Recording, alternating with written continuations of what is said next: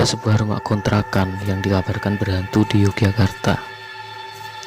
Cerita horor ini berasal dari sekelompok pemuda yang tinggal di sebuah kontrakan yang terletak di antara Jalan Seturan dan Jalan Perumnas Sleman, Yogyakarta. Kontrakan tersebut memang sudah terasa tidak beres karena letaknya yang hanya 10 meter dari kuburan. Di depan kontrakan tersebut juga terdapat 2 rumah kosong. Cerita yang diambil dari akun Instagram Cerita Horor Jogja mengisahkan kejadian-kejadian mistis saat para penghuninya menetap selama 2 tahun di sana.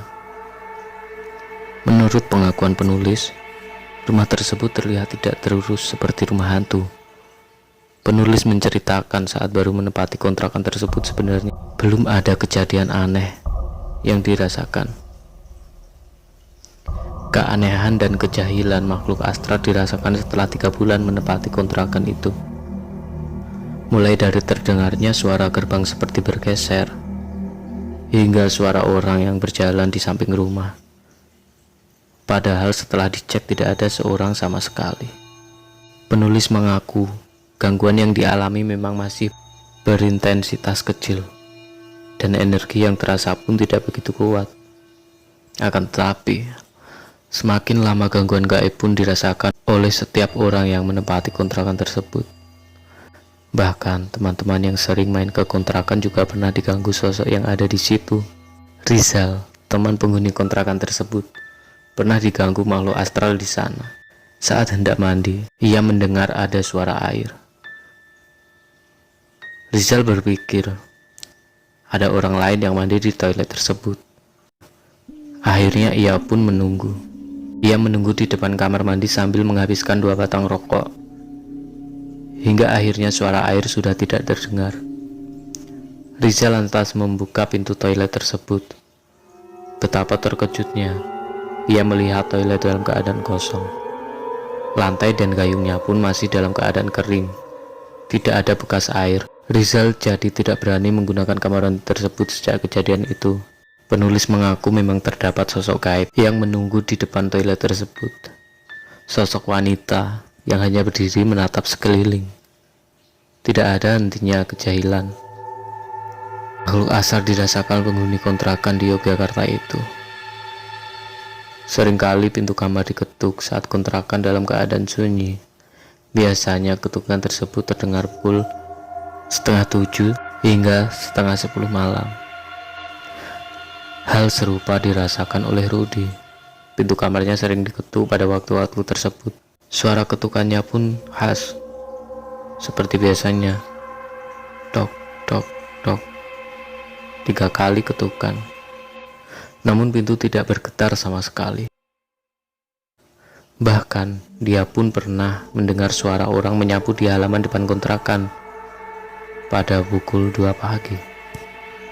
Padahal menurut penulis, mahasiswa kontrakan pun jarang menyapu. Begitu juga para penghuni rumah samping kontrakan. Mereka hanya beraktivitas pada pagi dan sore hari.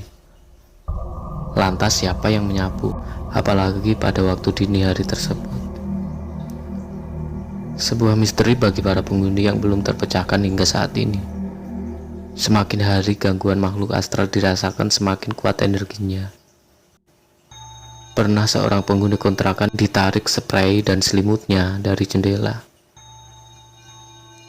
Padahal orang yang ada di sana masih dalam keadaan tersadar dan tidak sedang tidur.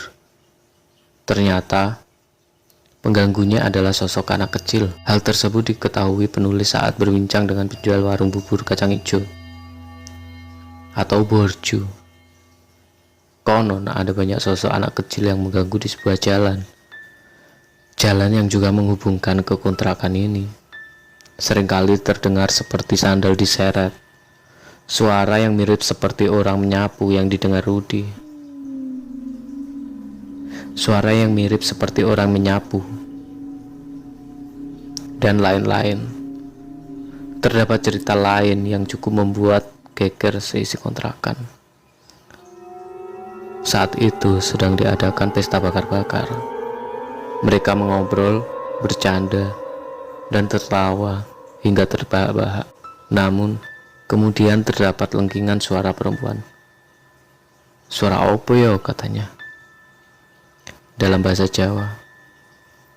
Seperti mengabaikan, mereka lanjut bercanda dan tertawa dengan lantang.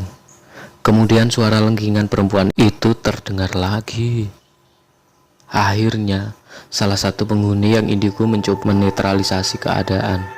Para penghuni pun akhirnya menghentikan kegiatan pesta mereka.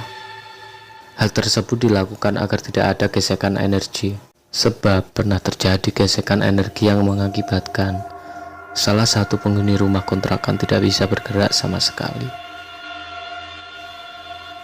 Dan sekian dulu cerita dari saya.